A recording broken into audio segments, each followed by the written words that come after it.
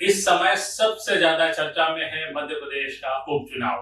क्या कमलनाथ एक बार फिर छिंदवाड़ा लोकसभा सीट की अमरवाड़ा सीट पर जीत दर्ज करके मध्य प्रदेश की राजनीति में लौटेंगे? नमस्कार, मैं पंकज मुकाती, पॉलिटिक्स वाला पीएम टाइम में एक बार फिर आपका स्वागत है। भारतीय जनता पार्टी जिस खेल से अब तक चुनाव जीतती रही है, वही खेल पिछले कुछ समय से कांग्रेस ने और खासकर कमलनाथ ने पकड़ लिया है। कमलनाथ भगवान राम की धुन लगा रहे हैं और इस बार उन्होंने अमरवाड़ा से प्रत्याशी के तौर पर धीरेन्द्र शाह को सामने लाकर सबको चौंका दिया है।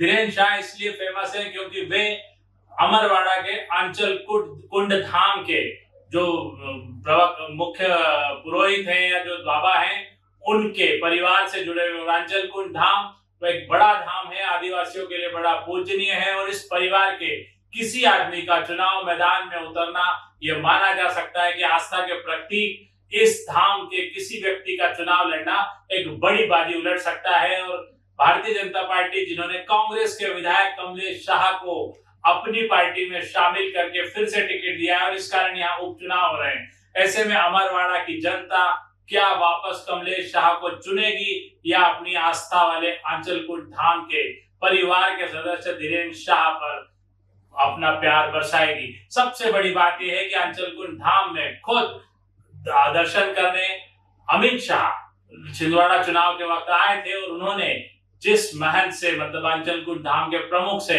आशीर्वाद लिया था जीत के, अब उनके सामने उनके ही परिवार का पोता चुनाव लड़ रहा है। धीरेन्द्र शाह के आने से पूरी राजनीतिक सरगर्मी बदल गई है। अमरवाड़ा उपचुनाव एक टक्कर का मुकाबला हो गया जिसमें माना जा रहा था कि कांग्रेस की फूट के चलते यहाँ पर कांग्रेस अच्छा प्रत्याशी नहीं दे पाएगी।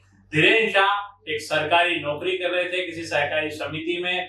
कमलनाथ ने उनको फोन किया टिकट के लिए, उन्होंने तत्काल इस्तीफा दिया और नामांकन भरने के लिए पहुंच गए।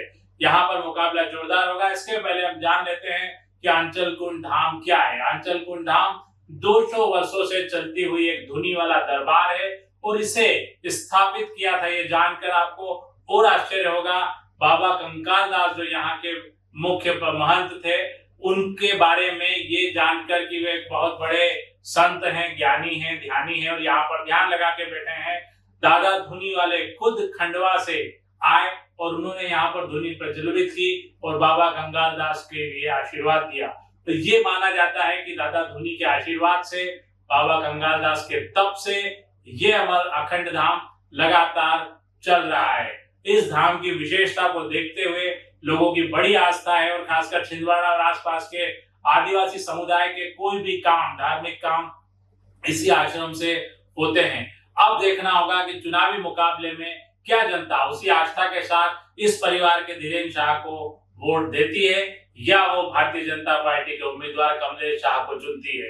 लेकिन एक बात निश्चित है कि जिस विदिशा लोकसभा सीट के बाद बुधनी उपचुनाव को लेकर सबसे ज्यादा सरगर्मी थी, वो सरगर्मी अब अमरवाड़ा की तरफ आ गई है और अमरवाड़ा में अपने दांव से भारतीय जनता पार्टी को चित करके कमलनाथ एक बार फिर से मध्य प्रदेश की राजनीति में लौट सकते हैं। मध्य प्रदेश की राजनीति में प्रदेश अध्यक्ष को लेकर वो आपको चल रही है।